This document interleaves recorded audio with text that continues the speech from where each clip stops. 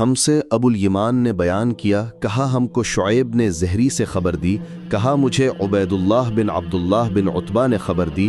तहक़ीक़ हज़रत आयशा रज़ियल्लाहु अन्हा ने फ़रमाया कि जब रसूल करीम सल्लल्लाहु अलैहि वसल्लम बीमार हुए और आप सल्लल्लाहु अलैहि वसल्लम की बीमारी ज़्यादा हो गई तो आप सल्लल्लाहु अलैहि वसल्लम ने अपनी दूसरी बीवियों से इस बात की इजाज़त ले ली कि आपकी तीमारदारी मेरे ही घर की जाए।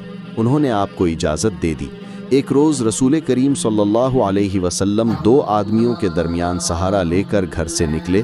आपके पाँव कमज़ोरी की वजह से ज़मीन पर घिसटते जाते थे।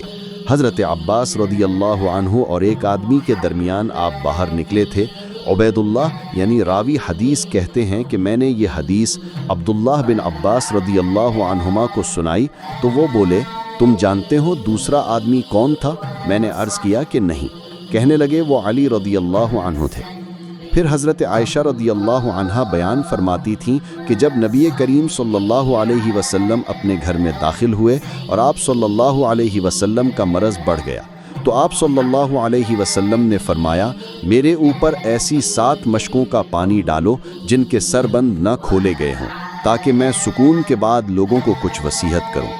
चुनाचे आपको हज़रत हफ्सा रसूलुल्लाह सल्लल्लाहु अलैहि वसल्लम की दूसरी बीवी के लगन में जो तांबे का था बिठा दिया गया और हमने आप पर उन मशकों से पानी बहाना शुरू किया।